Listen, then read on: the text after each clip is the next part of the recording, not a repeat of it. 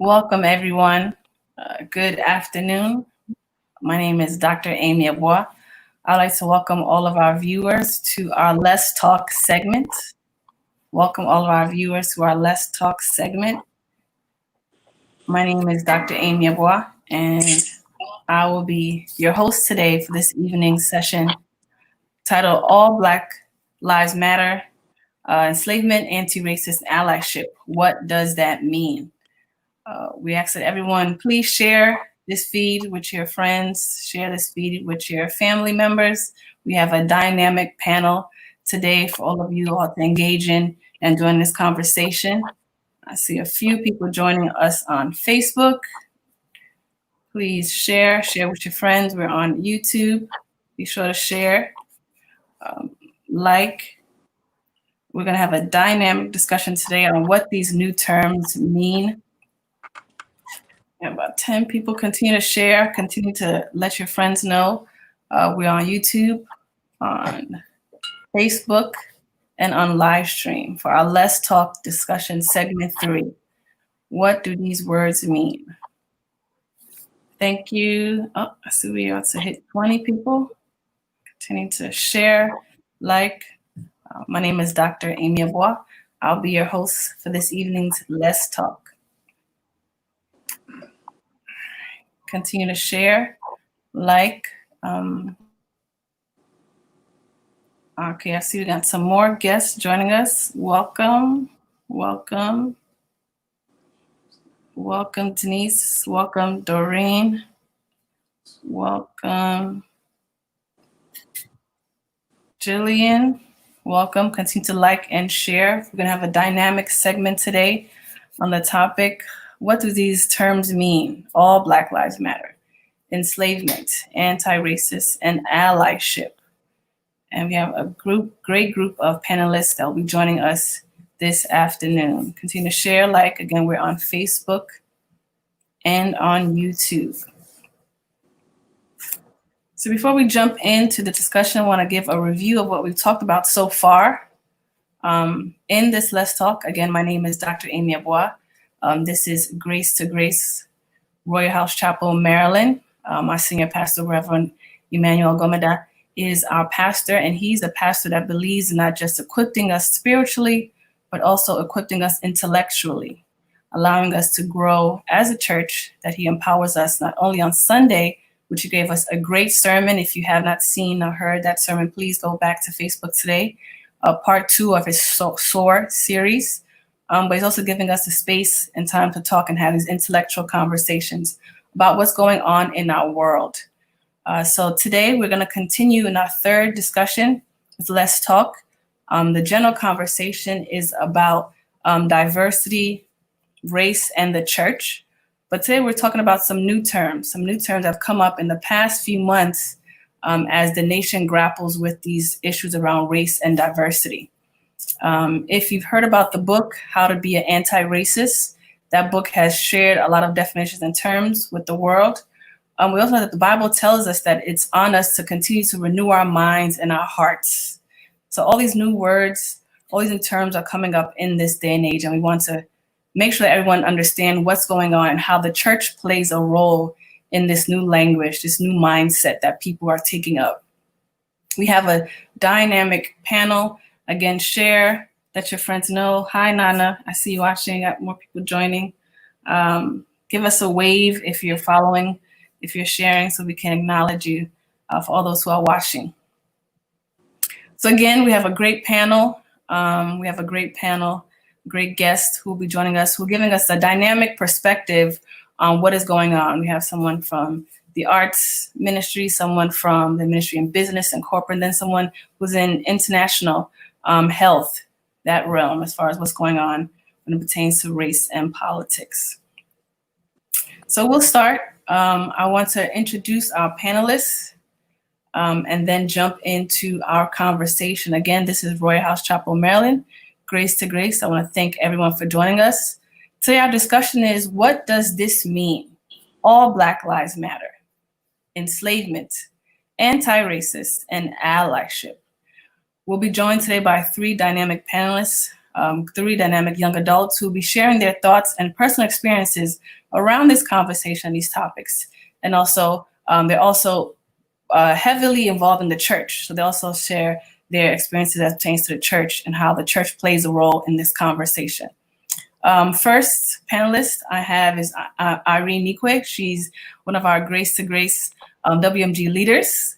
She'll be joining us. She'll be sharing an international perspective with all our guests. And she also has a passion for health and innovation. So she'll kind of talk about that as well.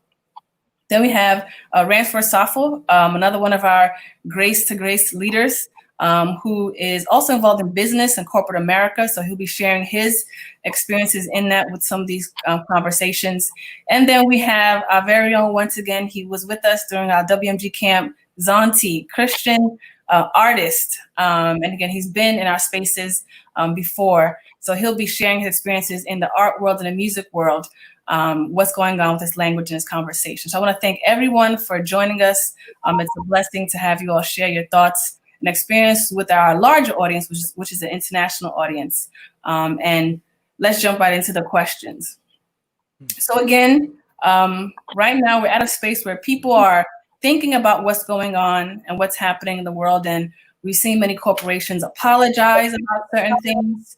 We've seen people and companies make statements about what's going on.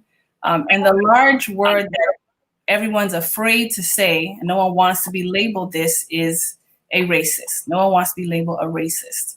And there's been some new language that has come out of this dynamic, which is anti-racist. And the book, again, by Kendi talks about to be an anti-racist, to be someone who's against racism and racist policies. All right, so anti-racist, someone who's against racism and racist policies. Is this language and what's being said about being a racist or anti-racist, is this necessary? Do we still see racism today? So anyone want to start with that question? Do we still see racism today? And if we do, where do you see it? I think we definitely see racism today. The idea that we don't see racism is in many ways not good. I think racism is prevalent in America, but it's a different kind of racism from what we saw in Jim Crow.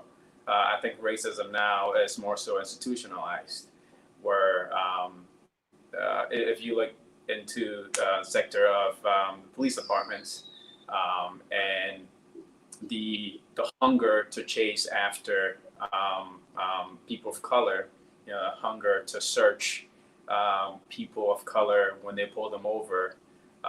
If you look into equality as it relates to income, looking at income from a socioeconomic background, how much a person of color is making versus a white person making. I mean, all that kind of gives you the ingredient to say that, yeah, racism still exists.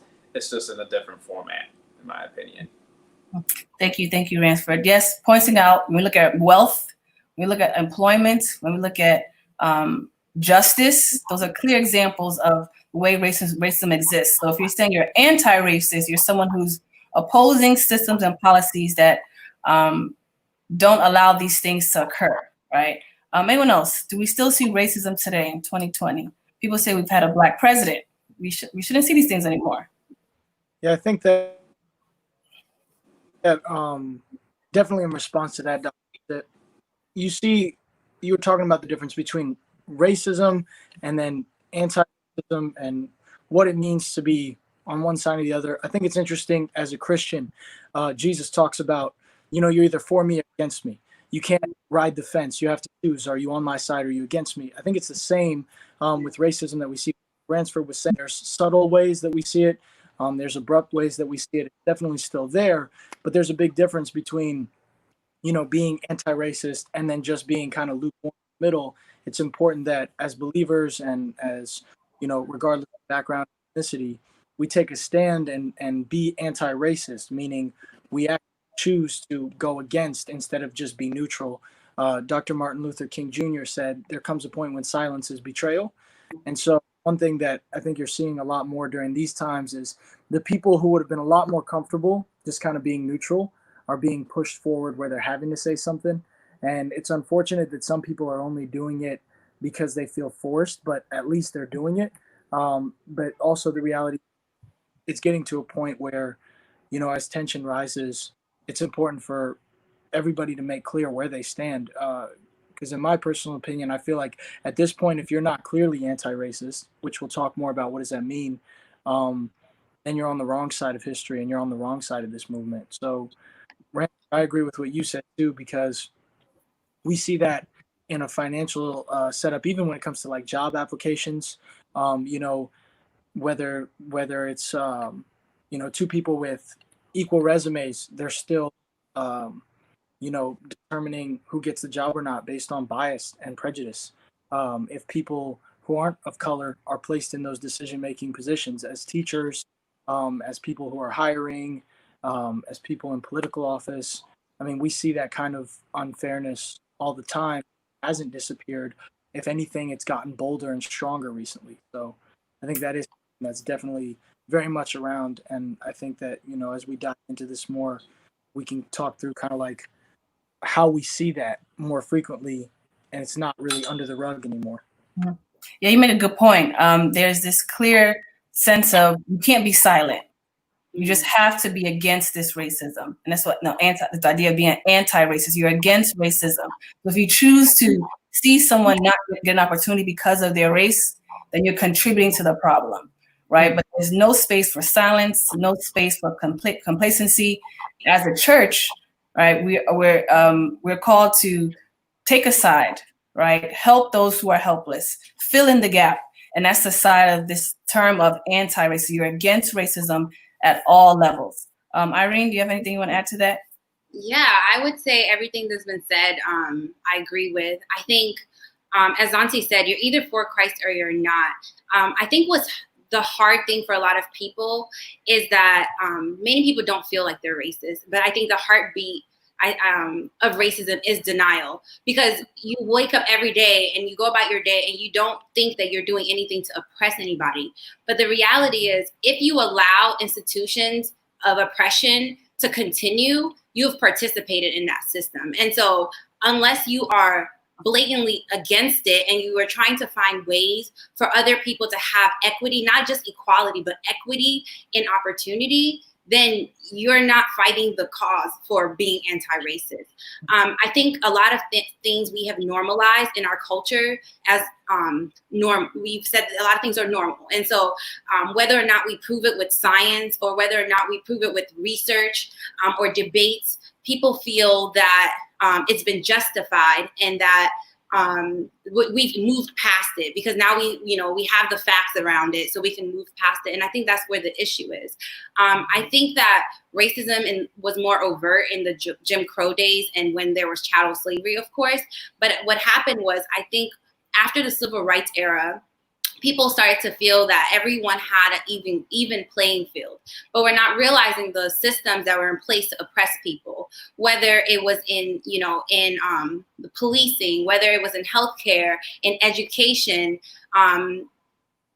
There's so many levels to it that people didn't really see overtly. And now that we have a president in power who allows those feelings to come out, you're starting to see how people really feel about things, the kind of conversations they're having in their living room with their family, with their close-knit group of friends. You're starting to see those actions come out, which I think is also exacerbated by the economy and what's going on with the pandemic as well.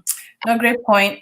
Great point. I know no one wants to be a racist. So this idea of, I don't want to be a racist, right? But Kende says, no, everyone should be working to be anti-racist, like against the system, right? So don't just be hands up, I'm not doing this. But then I think we've heard some people say this: if you, for example, help someone of color, right? So there's a job opportunity that comes, and a mixed group of people of races apply, and you choose to help someone who's African American, you choose to give extra to African American, people say, oh, you're being racist. Or if there's an opportunity that comes and you choose to only offer it to African Americans, you're considered racist.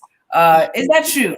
Are you considered racist if you're choosing to help someone or group of people who are being marginalized? I think that to jump on that, reverse racism isn't real. I think that that's people are trying to make it feel even because of white guilt, or feeling like they feel bad about everything that's gone down, and so there's, well, you're being reverse racist to me, and that's fragile and that's not real. The reality is I've had white people come up to me and ask, okay, you've been very outspoken on some of these issues, but it's not my fault. They'll say, I didn't call things to happen. I'm not racist. I'm not guilty of this, which is what you were just saying. People don't want to be labeled as that. And then I'll say, look, it's not your fault that it happened, but it's your responsibility to fix a system and a structure that you still benefit from, a privilege that you benefit from. Even if you want to act like, it's not there, that doesn't change that you still benefit from it. And so I think that, in that scenario that you created, Hello, I think Zanti, are you still there? So I think Zanti talks about these two sides. Zanti, if you're there, just keep talking. So yes, it's a side that if you are a white person and you say you are not contributing to the system, what the term says is, are you stopping the system, right? Right. And I think that's the pushing part of the conversation. Zanti, are you there? You're back. Sorry, it just cut out. My Wi-Fi flickered for a second. Okay. You were saying something. You're saying. Yeah, I was just saying, in that scenario, when it comes to a job opportunity, when it comes to being an ally, which I know is something we'll talk about, if your motives are right, and if you're doing it for the right reasons, and if you're actually helping and you're not just, trying to pat yourself on the back, the reality is that, Irene, you touched on this for a second. Things never went back to normal. It wasn't like, okay, yeah, we've made a decision as a country to abolish this section of our history, and then everything's perfect. The reality is that as soon as everyone was free, right, then the laws that came about were, okay, you could go to prison indefinitely for unemployment, for loitering, things like this. And so especially African American men were being targeted right off the bat because the South's economy was so reliant on labor for free. And so instead of actual freedom and reform at the moment, right away there was people being put into prison for no reason, and that being part of something we still face today. Ransford touched on. I mean, the social justice system, the prison system, everything is fairly rigged for. It's built on this platform that's been like this for centuries. Yeah. Fixed. So people talk about, well, we've had a black president, we've moved on, and isn't racism gone? But the reality is that these systems have been in place for centuries and never actually got fixed. And now we're starting to get awareness. This stuff has been going on for years. I mean, the heartbreaking thing is we've seen this kind of brutality and this kind of injustice for a while. And I think that it's just a breaking point where people are starting to really rally. Okay, we can't let this live anymore. And I'm hoping that there's real change that comes from that. Yeah. Anyone else? The idea of reverse racism, that African Americans or individuals who are trying to help oppress the system are being racist themselves. I wanted to add.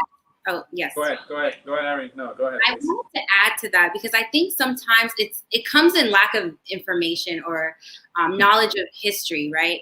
Because if we look at history, people were given opportunities to advance themselves economically, whether it's loans that they qualified for or grants or things like that. And a lot of Black communities were not privy to those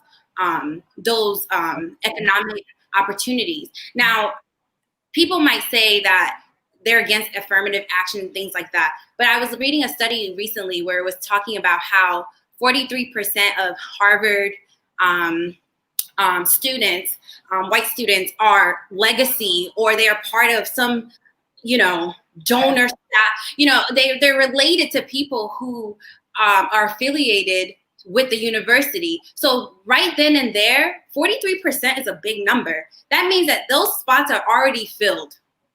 And then you have Black people or people of color coming from other minority groups who are vying for those other spaces, given the chance that they may come from low income communities, they may not have access to the same learning tools. I mean, it's not an even playing field. I think for anyone to say that it's being racist, until you even the playing field and have equity on all these social levels, social economic levels, you really can't say that you're being racist. And first of all, the definition of racist is about a majority oppressing a minority. So that word doesn't even work. Yes. Yep. Yeah, Rand, you say something? Yeah, go ahead. I think you guys practically just took the words out of my mouth. The most important part about this conversation is really recognizing that we have a problem. And Amy, one of the issues that we have is people who do say or try to bring up this whole topic about reverse racism are, in fact, the people who actually don't want people of color to proceed in life, in my opinion. We have to come to a place where we understand faithfully that some people are disenfranchised, people of color, and when we talk about this whole topic about equity, we have to make sure that we are putting enough implementation in place to make sure that people who are coming from a background of being disenfranchised, people who are coming from a background of not having much, are given the ability to fill gaps so that they can also create an opportunity for other people in their backgrounds to fall into it as well. So to kind of add to what you all said, I definitely do not think that if you were given a position to a person of color in any way, shape, or form, it's reverse racism. I actually think it's a step in the right direction. And a step to actually help in pushing people to achieve the whole topic of equity, in my opinion. Thank you all. So if you are someone who is saying you're anti-racist, like you're working to oppose the racist system, and if you choose to allocate jobs, allocate opportunities, allocate space for those who are oppressed, it's not reverse racism. All right, no one should be making fun of you. That is helping the situation, and it's not real to say someone who is being oppressed is also racist, because it's a power dynamic. So let's shift to another term that is used, and this is somewhat not used so much, but the term of enslavement or enslaved African.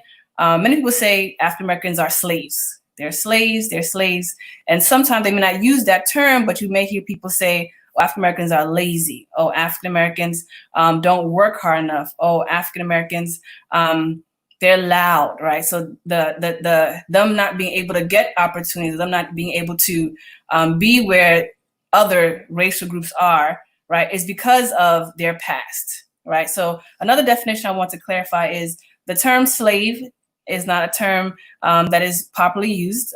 They say enslaved Africans. So these were, we have a heritage where there are African people who were enslaved, right? They were put in a system of slavery, but no one is born a slave. No one is born not having a lineage, not having a history. So using the term slave is not popular. So this wasn't a question I sent you all, but do you still hear people use that term, slave, and even further, the idea that what's really going on in America with African Americans or people of color is that they're lazy. They don't work hard enough. Anyone want to answer that question? I wanted to add to that because I saw something similar to that recently. And for the longest time, we've used the word slave and had no thought of what it meant. And it was this text I was reading was talking about changing the language of slavery. So we say slaves, but they're really hostages. We say slave owner, but they're human traffickers. Slave catchers, they're police. Plantations are death camps. Mistresses are rape victims. Disciplining people, no, you're torturing and murdering them. Trading commodity, no, you kidnapped. Profit, it's actually theft. And like the whole Middle Passage was a genocide, And so like, I think that this vernacular that we use kind of desensitizes people to the realities of things. So I think it's really important, the verbiage that we use. I'm glad you called that out. Mm. And as you still hear people say what happened, particularly with the enslavement process, and how they describe African Americans, do you still hear that being used in your workplace, in spaces that you hang out, that people don't contextualize properly what is going on.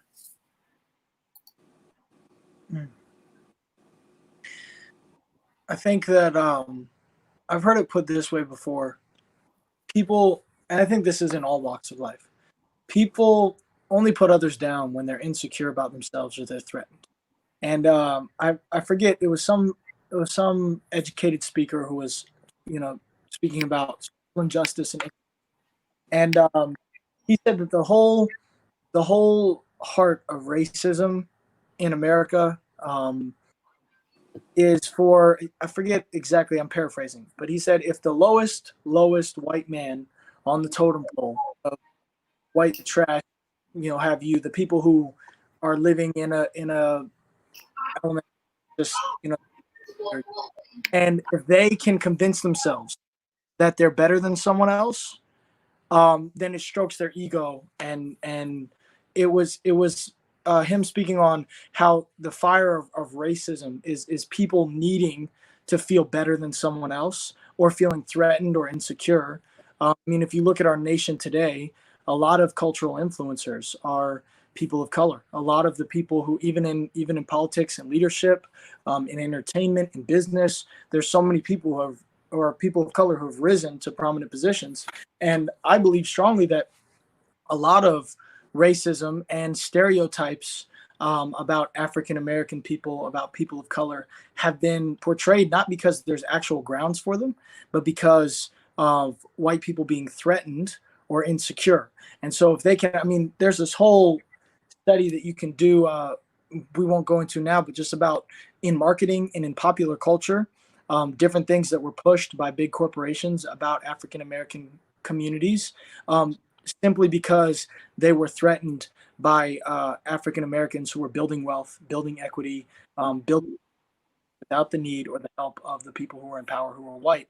So I've heard people, not so much in my own circles because I'm very careful to only surround myself with like-minded people, but I have, just in culture in general, seen people who still lean into stereotypes that are false. And I believe the reason that those exist is because of white people who are afraid or insecure or threatened that, if the barriers are removed, that Black people will ascend and continue to be influential and powerful. If you have a cheetah and a man racing, right, the cheetah is going to win. The man has to get in the car to be even with the cheetah. And so a lot of systemic oppression is in place because what if it's an even playing field already with the oppression we have in our nation? There's still people of color who rise to the top or prominent, influential. What if it's even? I think a lot of the racial stereotypes that you're touching on, and a lot of the, structure that we have in our nation is based out of that fear that if things were even, we would be looking at a very different country.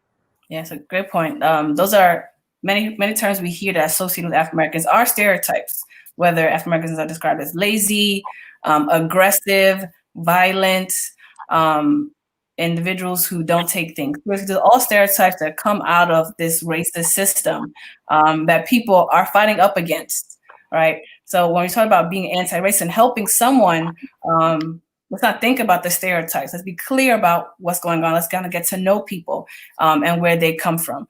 If you have any questions, please put your questions in the comment section. We're taking questions as we go through our panel. You can send your questions on YouTube, send your questions on Facebook, and we'll be answering them as we go on. So I want to pivot to another question, another term that's also being used. We've seen the term Black Lives Matter, but now we're seeing people use the term all Black Lives Matter. And that's kind of really come up when it comes to Black women.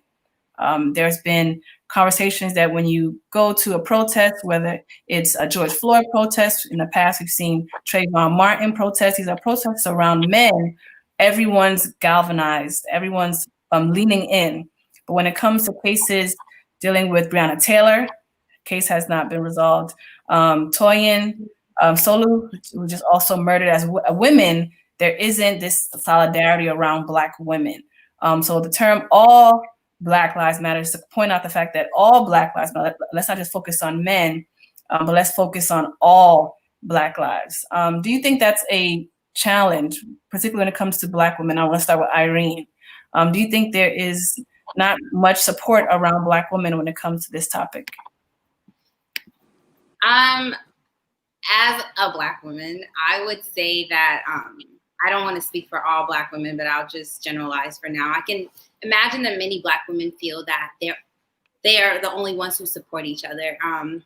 We see like a outpouring and a national outcry when Black men are treated, unjustly, and Black women are often the forefront of those movements. If you even look at the Black Lives Matter movements, it was started by three women, and so one of the things that people feel that when it's time to discuss maybe a Sandra Bland or, a Toyin or a Brianna, Black men, for example, or men in general, do not champion behind women. And I'm not saying all men do not, but I think that we live in a patriarchal society where women are oftentimes victims or, of oppression as well, whether it's gender violence, whether it's domestic violence, rape, and all those things. And so there's so many things working against the women. And sometimes we feel that we don't get that much support when we're championing for the same level of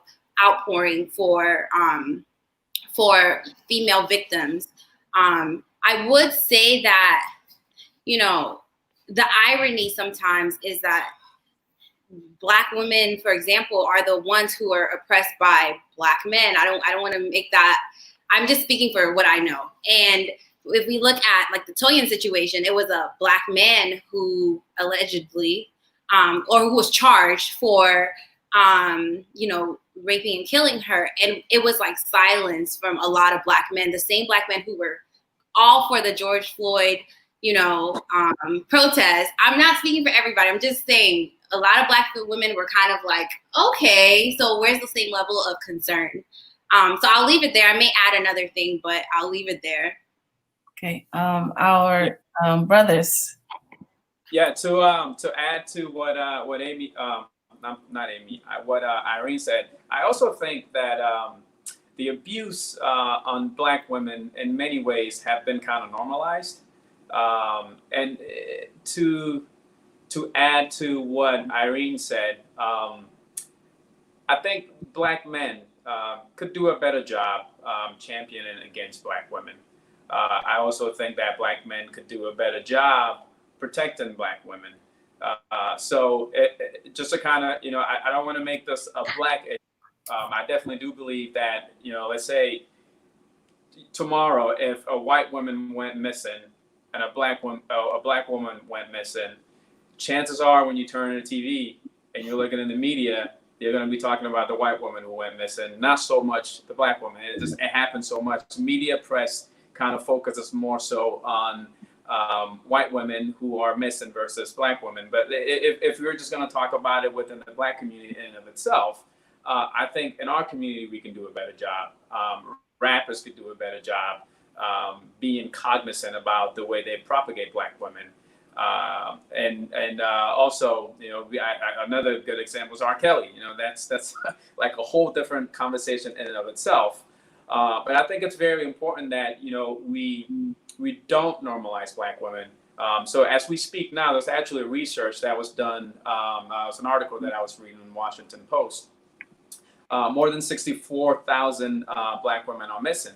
But when you watch TV shows like Missing People, you don't quite see Black women being represented there. So I look at this topic in two ways. One, I believe strongly that the Black community, Black men, the Black community in general definitely have to come together and champion behind Black women. But then on the other side, I also do believe that just the community in general, this country in general, also has to do a better job in protecting Black women, especially Black women who are missing, and provide the same effort that they provide for white women when they go missing, and to kind of help champion and support them. That's my opinion on that. Thank you. So I think Ransom made a good point when it comes to crime, and Irena's crime and injustice. There's definitely an unequal playing field. But even and we also look at the wage gap, right? And income. Black women make less than Black men, and white women. Opportunities, many times African-American women, they have 4 times more degrees, but are sometimes still struggling to get opportunities compared to their other counterparts. Zanzi, did you want to add to that as far as all lives matter, all Black lives matter? Oh, okay. Sorry, I was just going to say, I believe in order to make change, it has to be full tilt. We can't, I know for me personally, as someone who's not a person of color, from the outside looking in, regardless, whatever the issue may be, if there's just there, I have to do whatever I can to educate myself and to fight for truth. I guess that would be my piece on it. Okay. Thank you. So there's a question, particularly on this topic. I wanted to add something, Amy. Okay. Might be controversial. I think when we say that all Black lives matter, I think especially in the church, there's a huge discussion around LGBTQ that I feel like in the church we kind of dance around, but I'll leave it there. So when I hear all Black lives matter, I think that people are not just talking about Black women, they're talking about transgender, they're talking about queer, they're talking about a lot of things, which can kind of lead to some of the issues the church has with standing behind the Black Lives Matter campaign. But I will leave it there in case any questions come up. If you leave it there, I'm gonna pick it up because someone posted a question. Is there a conflict with the Black Lives Matter movement as a whole and the church? Some churches have Black Lives Matter flags in front of their churches. There are pastors who come to the pulpit with Black Lives Matter on their shirt. So yes, there is a sense when you say all, you mean all in the full spectrum of gender and sexuality, right? And the idea that their lives matter. And part of that for the church, some people have been not 100% sold on the sexuality part, all right? If anyone wants to comment on that, is that a real gap? Should the church step out behind, in front of, to the side with the Black Lives Matter movement, or should the church staying close to, in line with that movement? I don't think that the queer and transgender issue should stop churches from, rallying behind all Black Lives Matter. I know it gets really sensitive because when you're looking at it from a biblical perspective, churches want to stay away from any dialogue. Most churches, not all churches, but most churches want to stay away from any dialogue that includes talking about transgender and also talking about the queer community. But I believe strongly that if we have to look at this from the basis of just supporting humans in general. Let's put away the sexual orientation for a second and just really look at it from the perspective of, hey, these are people's lives. These are people who are being killed. These are people who are facing issues, and really support from that perspective. And so, yeah, I definitely do not think that it should be the sexual orientation part should be much of a problem. I think it should be more so this is a movement to help mankind, and therefore let's go after it. That's my opinion. I agree. I think many people from the onset of this is about life and death. Life and death, and the church is for life. We can definitely go down into the specifics and details. The Black Lives Matter movement definitely has an agenda. It calls forth for many dismantling, many other things, but from the surface, it's about life and death, and that Black lives matter, and they should not be able to be killed for racist reasons. Anyone else want to add to that? Should there be a distinct line between where the church stands with the Black Lives Matter movements? They have another question. Okay. Another question a follower posted. Is there something we can do to help those who are racist know that racism is wrong?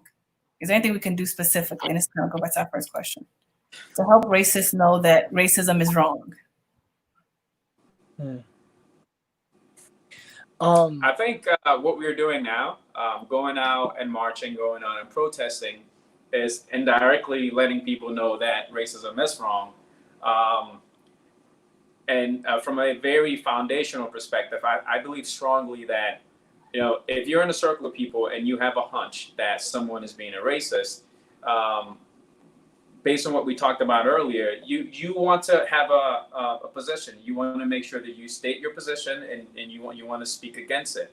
And so I think one of the issues that we face in America, especially in the era of George Floyd being killed and all the other people who were killed, is we ran into issues with politicians not making a firm statement against actions of racism. So if you're in a circle of people and they're making racist comments, or they're doing things that makes you feel that it's fallen into the line of racism, you got to speak out against it. And I think by virtue of you being communicative about your dislike toward racism, it's a step in the right direction. Okay. Yeah, I agree with that, Ransford. I mean, the reality is, if there's a crime that goes down, right? Say you're in a store with your friend, and your friend starts to steal something, ask you to hold that thing, and they're still doing it, and you're there and you're helping them. Even if you're not the one actually stealing, you're guilty by association. I think it's the same when it comes to those sort of sentiments. If you're cool with, even though, to speak on the truth, if you're cool with being around that environment and not at least speaking where you stand and trying to educate, I think that you're basically giving a thumbs up, like, yeah, it's okay to talk like that in my presence. Now, that's not, that may not go for every single person in every single situation. But I do believe, for me personally, and I agree with you, Ransford, it's like if you're in that moment and you're trying to, hear somebody respond, a lot of times they'll be out of ignorance. I mean, on the tour circuit, we work with tons of people, and sometimes you're around these crew guys who are from all over. And one time I had a guy who was on the crew,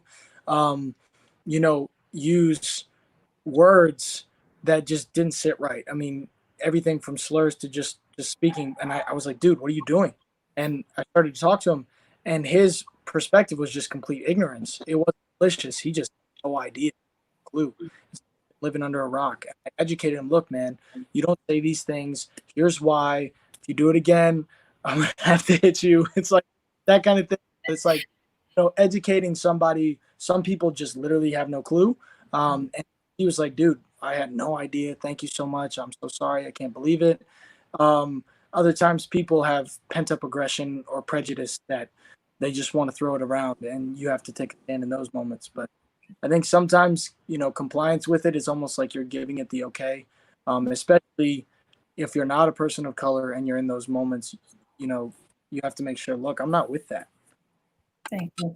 I'll say another Black Lives Matter question. The question kind of stating that we see Black Lives Matter being used a lot during these racial protests, when people are clearly seeing a Black life taken by someone who may be white. The viewer is saying we don't see this when it comes to Black individuals taking other Black lives, right? Do Black Lives matter when such crimes occur? Or is it just quiet? Comments on that. We don't see Black Lives Matter protesting when another African-American kills another African-American, or people of color kill each other. I feel that whenever we do that, we get away from the problem of, systemic racism and the injustices and the systems of oppression. Because what we do is that it's kind of like, that's like someone saying, in your house, you argued with your brother or your sister, so you went out, so you should be treated poorly. You know what I mean? Like, yeah, like it's one of those things where Black Lives Matter is dealing with the overt issue that causes other people to have those smaller issues. So if you look at,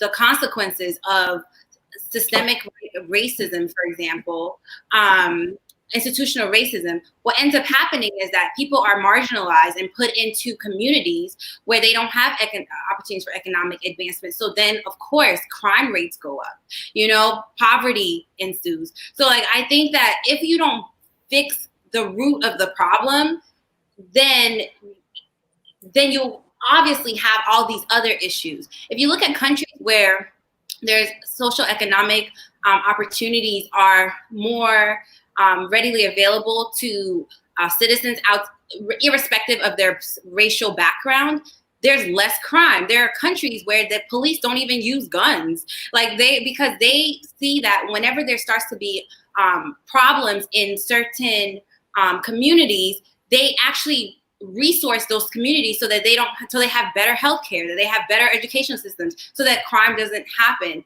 So I don't think it's a matter of people having to focus on black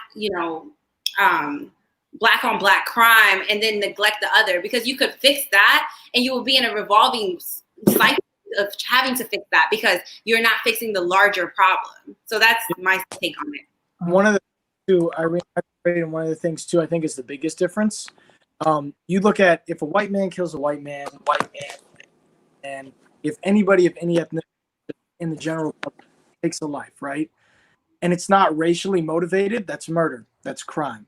But if it's a police officer and an innocent citizen, that's an imbalance of power. It's not just murder anymore, which murder is awful, but the reason why I'm saying just is it's no longer a crime as much as well as a crime. It's an imbalance of power. It's somebody using their authority based out of prejudice, and it's racially motivated. I think that's also a big difference. Crime is crime across the board, but if we face something that's, somebody who's supposed to be a public servant, who has training and who has rules they're supposed to follow, and they use their power to take a life when that's not their job, and they abuse their authority and the imbalance of power, and it's racially motivated, I think then everything goes up a notch, where somebody who, asks that question about, well, what about black on black crime? Doesn't that negate, isn't it the same? And, Black Lives Matter in that situation as well. Of course, Black Lives Matter across the board. But what we protest about, I've gone to protests and been in those moments when we're doing those things. It's because of the imbalance of power. And like Ahmaud Arbery's situation, that wasn't an imbalance of power. It was racially motivated. So it was citizens, but it wasn't just like, oh, I want to break into your store, rob you, and I'm going to shoot you and then take your pearl. Racially motivated. We're going to take this guy out. And it was a horrible tragedy. But that's also a big difference when you look at the protests and the rising of, hey, this is a movement, we have to rally together, is because all of these things are coming out of the systemic racism in our nation. It's not the same as, crime in general. It's stuff that's going on out of the system that's been building up for centuries. Yeah, so when we see black on black crime, let's be clear that generally most crimes happen in your neighborhood, and most people live in the same, unfortunately in America, segregated race-based neighborhood. So what the proper term that should be used is inner city crime, right? Inner city crime, or in many cases, crime due to poverty. That's the clear issue in that state. But when you see crime that happens in inner cities, when someone in inner city kills another person in the city, the person who commits that murder goes to jail. He or she pays that price for committing that crime. When we see Black Lives Matter being protested and shot, is because there isn't that same justice given, right? When it's happened with a cop or a racially motivated group or a hate group, that justice isn't that due process doesn't happen. So with Breonna Taylor, she was in her house sleeping and was murdered. Her murderers have not been brought to justice. A young girl who was killed by, let's say, her friend who's also African American who was murdered, that friend is going to jail. So does Black Lives Matter on both sides? Yes, it does. But the large outcry is because there isn't that justice that follows in these other cases. But Black Lives Matter matters across the board, in inner city, in situations where there's poverty, what I pointed to, in instances where people have lack of opportunity, in places where people have mental health issues. That's when we see this uprise, which is due to the institutional racism that's causing this pressure in smaller communities. So I'll continue with our next question, and continue sending your questions on YouTube and on Facebook and comments. The Black Lives Matter comment, we'll come back to that again. But let's move to the term of allyship. Allyship, what does it mean to be an ally? So that's a word that's being used right now, particularly heavily in corporate America and in people's smaller spaces as well. And allyship is defined as a process of building relationships based on trust and consistency and accountability. So when it comes to the Black Lives Matter movement and what needs to be done, this long history of racial inequality, injustice, and senseless violence, people question, should African Americans be the only ones marching? Should African Americans be the only one who are protesting? Should African Americans be the only one who is doing the work to change the system? And researchers says no. Researchers say no. We should have allies. This is more than just African Americans doing the work. We all need to do that work, and allyship is how we kind of get to that. Panelists, let me know your understanding of allyship. What's your understanding of allyship, and is that necessary? And is something different from allyship that we see sometimes that causes tensions? I think there's a huge need for cohesiveness in the movement of fighting against racism. One of the things that I really enjoyed seeing when George Floyd passed away, and then personally going up to the White House and protesting, and noticing that it wasn't just a Black thing. It's a powerful sight to see. So I definitely like the idea of people from different backgrounds coming together and understanding that, hey, we have a problem. And one of the things too that I've noticed that a huge majority of the younger generation are actually out there protesting against racism. So it goes to show that people are, in many ways, people do understand that collectively, there is racial injustice in America. And people, the general consensus now, as we can all tell, irrespective of what race you fall into, is that, hey, this is a problem. So looking at it from a communal perspective, if we can get everyone together, irrespective of where you come from, irrespective of if you're Black or you're brown or you're green or wherever you come from, and actually come together and fight racism, the long-term benefits does not only benefit Black people.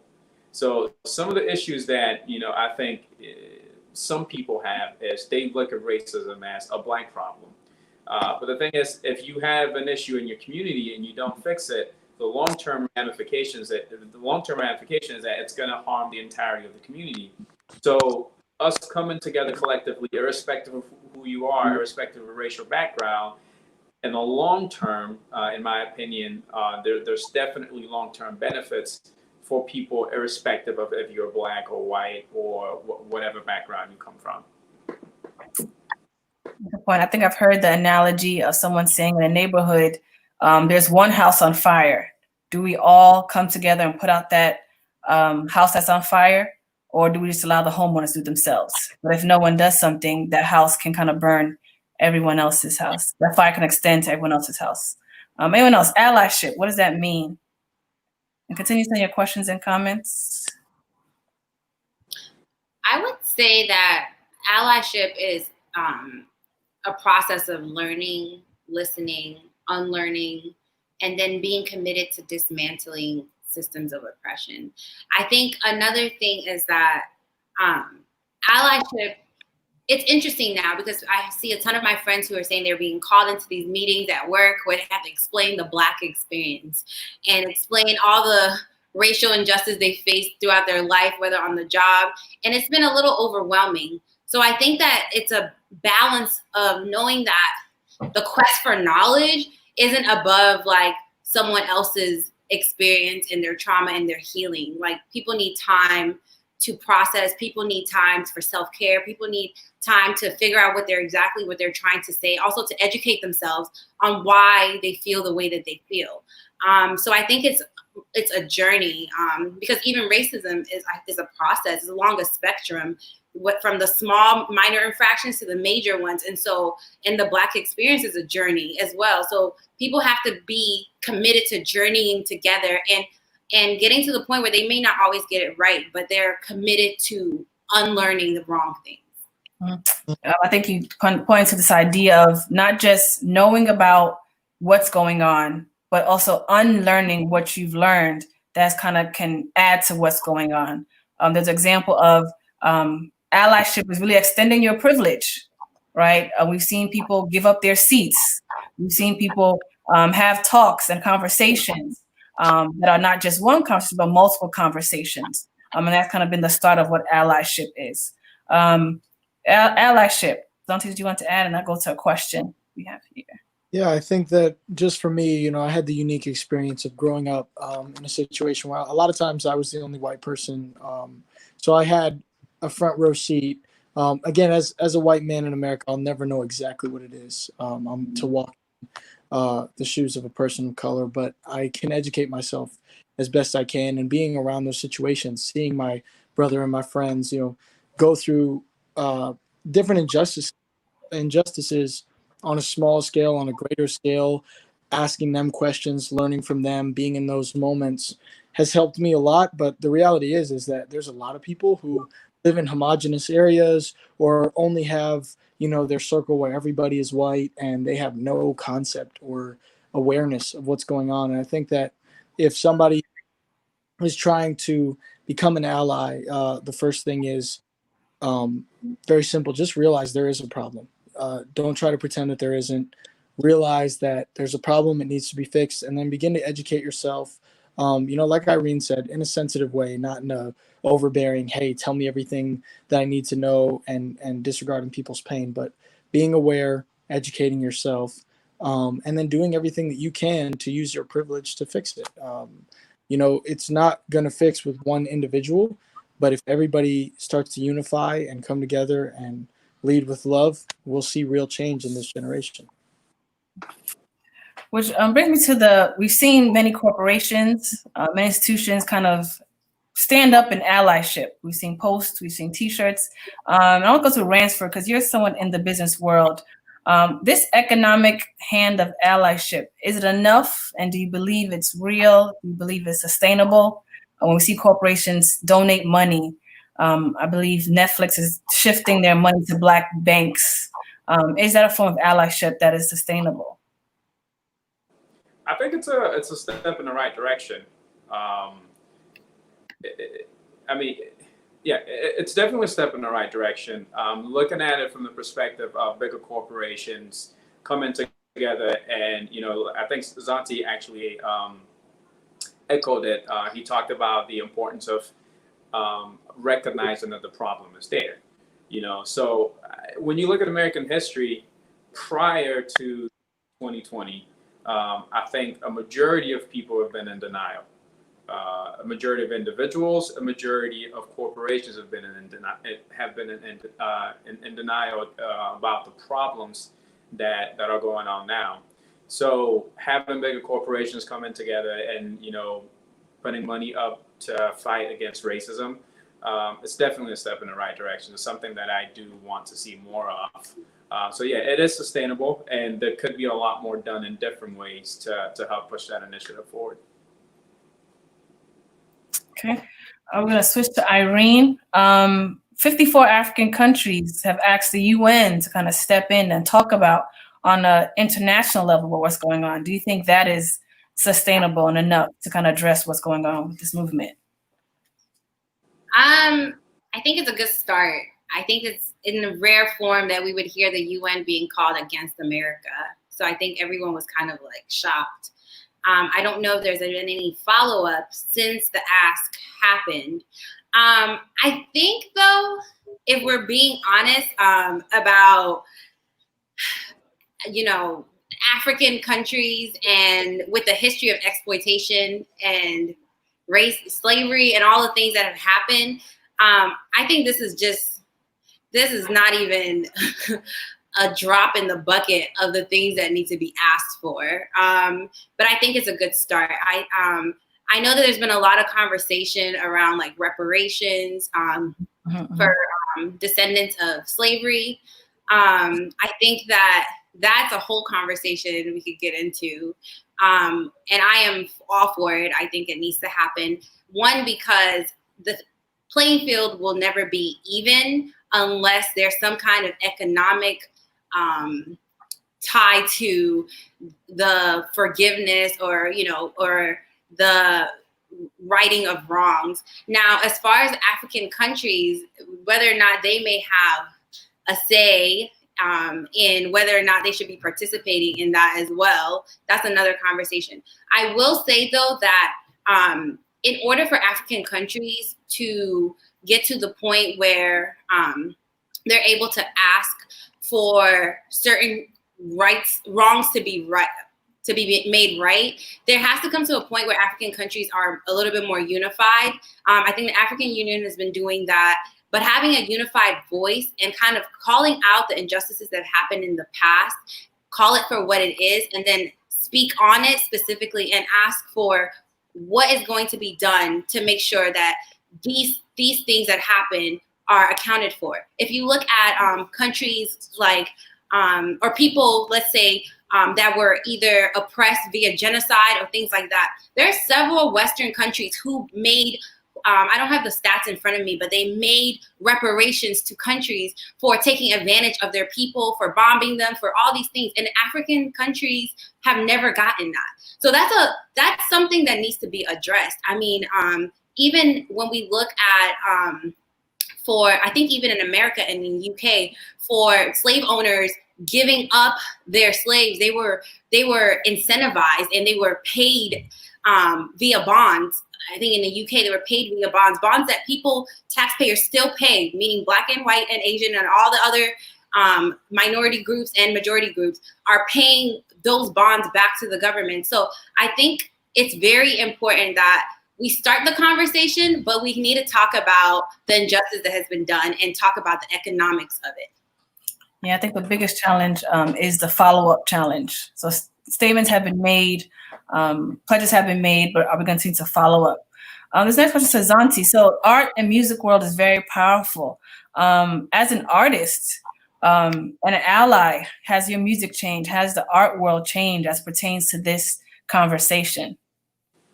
Yeah, personally, I mean, I know just we're in album mode right now, and there's an album that's going to come out this summer, and we've used some of those songs to speak on these issues. I mean, that was something that, you know, has always been close to my heart in general, just because, like I said, but I think now more than ever, artists of any kind should use their platform. I've seen a lot of people in mainstream music and in hip hop and so forth, use their platforms to speak on these issues, to get in the trenches and be at these protests, to use their resources to help the causes.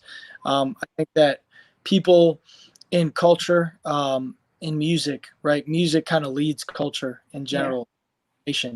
I think that there's a big responsibility there, especially for people who have large platforms, to educate with their platform, to educate with their music, and to speak on the truth, and also to use the resources that they've gathered for the truth. The reality is that a lot of the music that's popular in today's culture has originated from African and African American art forms.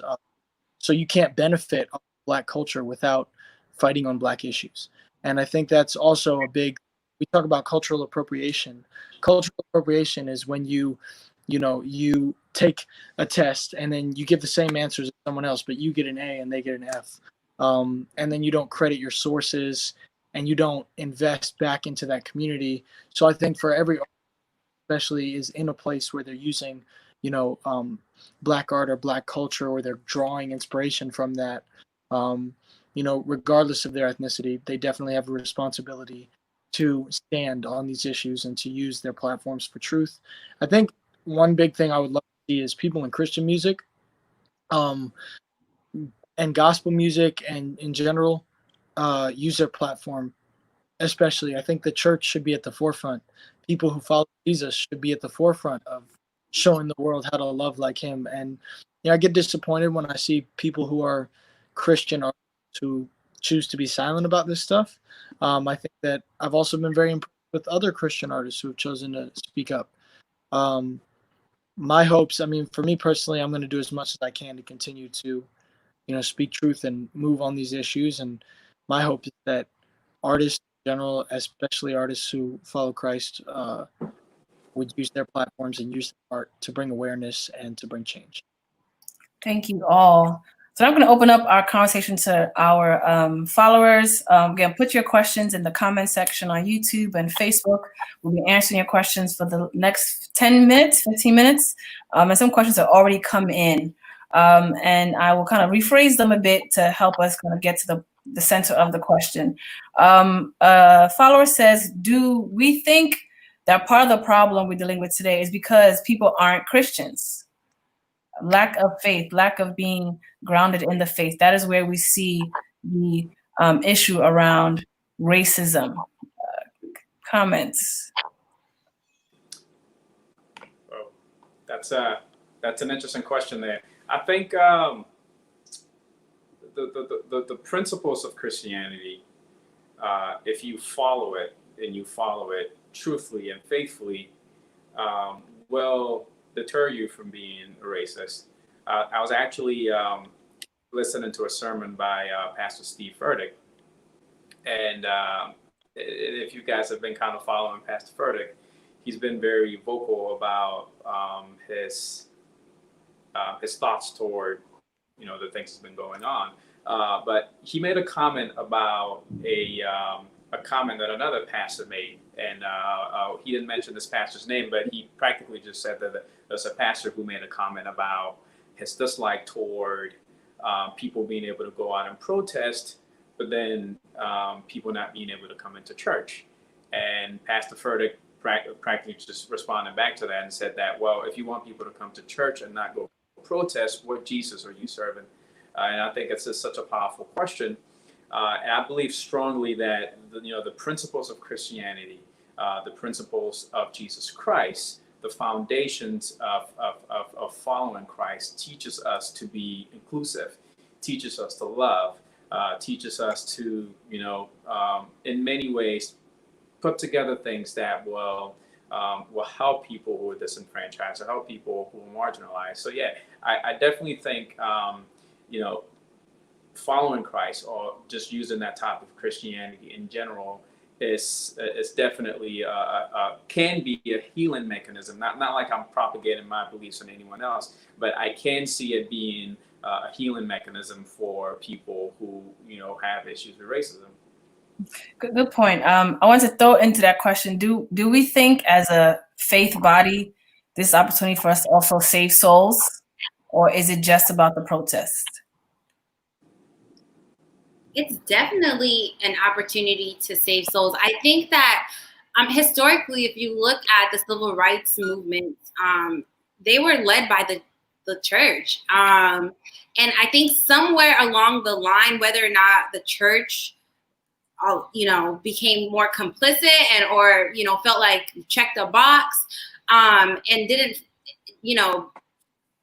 get to the forefront of this fight for racial justice.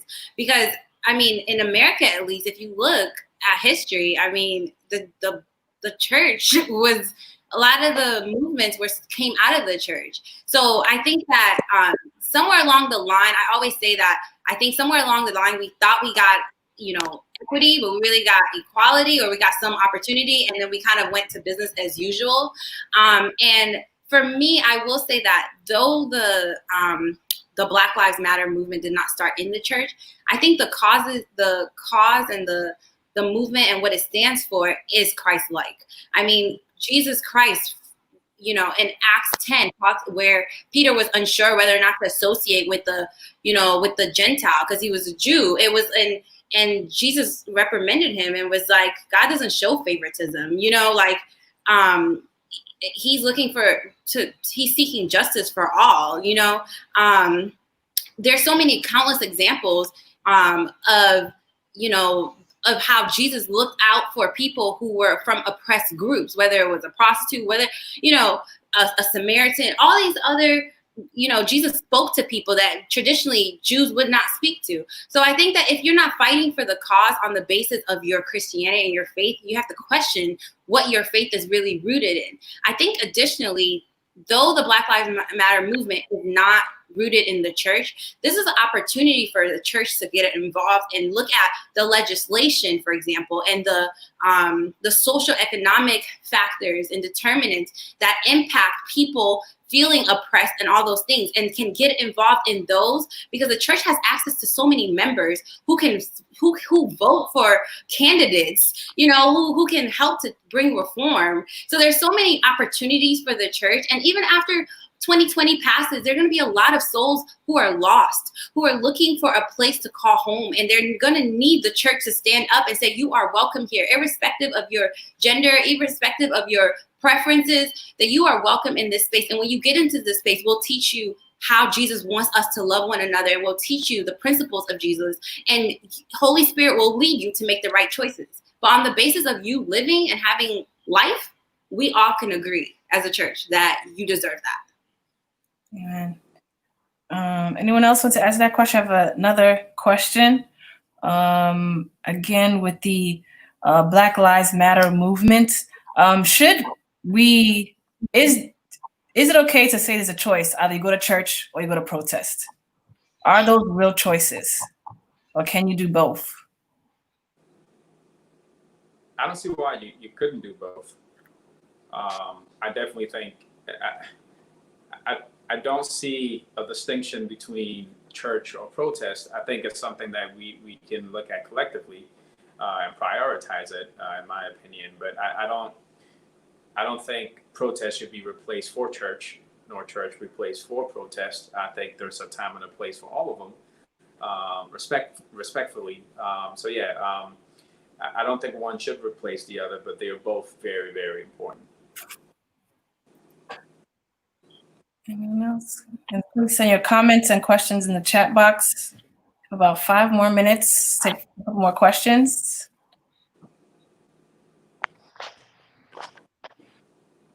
Okay. So I'm going to end with one more question. This is kind of tied to something that we haven't talked about too much, and we'll probably pick up in our next Let's Talk. COVID-19 during this racial uprising. What role is that playing in this movement? Is COVID-19 playing any role in this movement? Has it created any sense of urgency, any sense of distraction? How has COVID-19 affected this?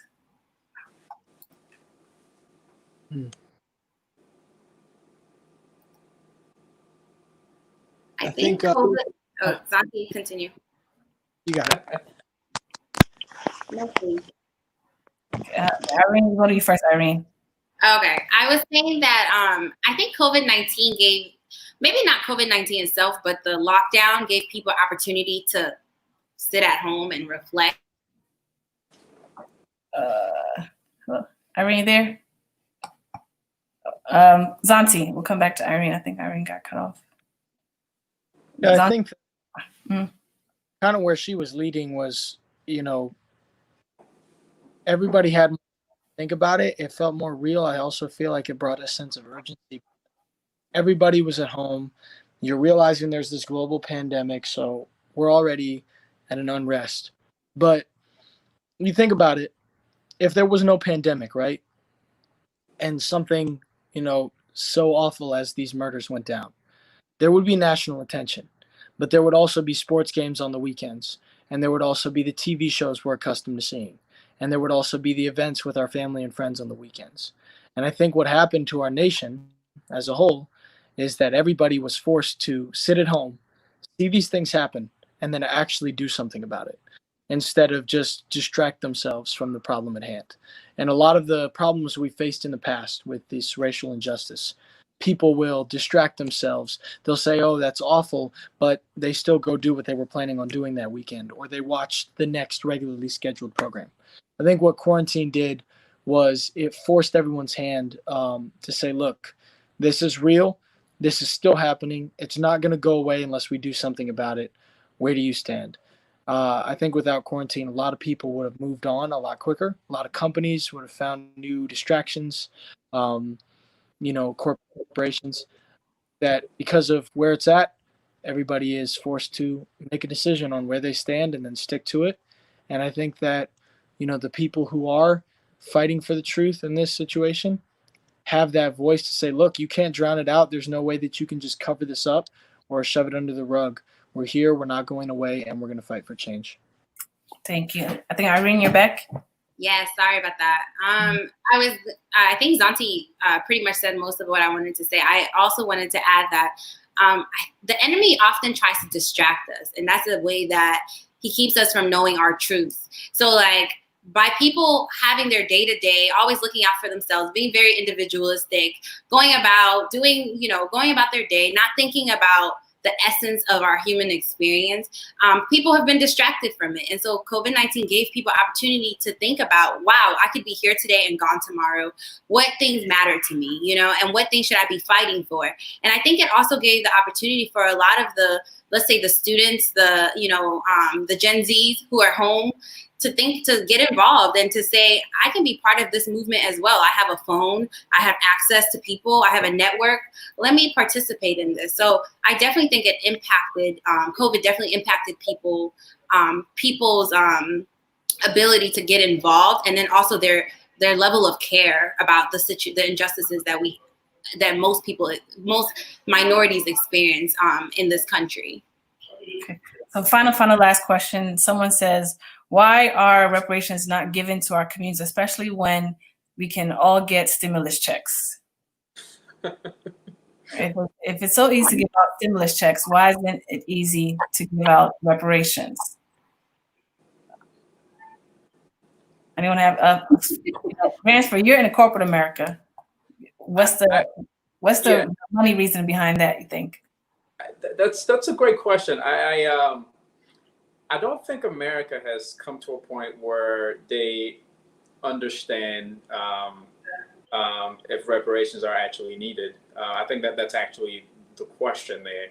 Being able to convince bigger corporations that people of color need to be incentivized for years of slavery, and I think that's a bigger problem there. You do bring up a good point. If we can get stimulus checks, then why can't we get reparation? But I think that there are a lot more moving parts with that also, because it's a debatable topic that, in my opinion, most people have not come to terms with. A lot of people disagree with it. A lot of people agree with it. So I think we gotta come to a place where we are not quite debating if it should be given, and come to a consensus on, okay, cool, like everyone actually deserve it, and people of color do deserve reparation, and then talk about strategic ways to disperse it. That's my thought on that. So I just thank you all. Let's go for our last comments. We hope everyone's learned these new terms, and as believers, we're renewing our minds. But would our panelists give us some last comments, questions to close out as it pertains to this topic? We can start with Irene first, and then we can go there. I would say that I think it's great that we're having these conversations. I hope that they can continue and that we can dig deeper to the root of the problems and and some of the have those uncomfortable conversations that in church and with the church body we usually don't have. I think that there's so many conversations that aren't being had, and if we don't have the conversation, then we can't get to fixing the problem. And so I hope that it continues. I hope that it's not just a moment where, because it's important now, but this should be the fight for the church's fight for equality and equity for marginalized groups should continue forever, because I do believe that that's something that Jesus would want us to do. And that means legislation, that means social economic aspects, that means, protesting, that means all of that. And then also fighting white supremacy in church, yes. Thank you, Irene. I really like what Irene said. To add to that, I think this is such an important topic, an important dialogue that needs to be held everywhere. I'm also a firm believer that we can put together policies all that we want. We can put together different institutional ways of fixing racial problems. But if intuitively, personally, if we don't change us, what's inside, anything that we do outside, in my opinion, it's not going to work. So I think this is an important time for people, irrespective of your background, irrespective of your race, to really sit down and have a come to Jesus moment where you sit down and you analyze your own personal prejudice, your own personal biases against people who are different from you, and start with you. And I think the best place to fix a problem is for the individual to accept that A, there is a problem, and then B, and then going into the outside part, coming up with strategic ways to fix it. So I think that there should be a lot of importance placed on the person, the I, the me, and be cognizant about the conversations that you have with your family. Do you make jokes about people of different backgrounds? I think all these little things, although it may not seem as important, do in many ways play a role in this. So the little things, we all have to take ownership of those little things, and the importance of us taking ownership about the way that we handle ourselves personally. And then once we've achieved that, also being able to look at the outside, the institutional ways of fixing problems, and then also in addition to that, looking into different policies to solve racism. But very great conversation, and I'm very happy to be a part of it. Santi? I think what you guys both said, and I think that the main thing is this is not, just like it's not a new problem and it's been around, it's also not going to go away. A lot of people will, in a couple weeks, in a couple months, because it's no longer, a popular discussion to have, are going to move on. And the reality is this is something where we have to decide, look, we have to unify and we have to fight until we see real change. We have to stand strong together. We have to unify regardless of background. And we have to pursue change even when it gets difficult, even when it doesn't come immediately. And then two, leading with love. I think Ransford just kind of touched on this as well. But, as much as we can, be like Jesus and learn, how do I lead into this situation out of love, out of kindness? How do I educate myself on how I can be part of the change? And just day by day, one step at a time, keep moving forward until we finally get to that change that we're praying for and hoping for. Thank you all. Just to close out, so Romans 12:2 says, "Do not be conformed to the pattern of this world, but be transformed by the renewing of your mind." Historically, we know that in America in this world has been shaped by many racist laws, policy. But as believers, we believe that our hearts and mind are transformed by the power of God. So as we continue to learn these new languages, see about these movements, actually be a part of these movements, we have to be clear about what's going on. And as we add ourselves to these movements, we can extend it. And also in many spaces where we feel that we don't agree, we can also be a part of it, right? So as a church, the church has always been at the forefront of the movement. Everyone on this panel is a Christian. They all talked about being a part of the movement. So as a church, we are still there. We may just be virtual, but the church is very much still a part of the movement, very much still believing and moving in the direction that Christ wants us to be.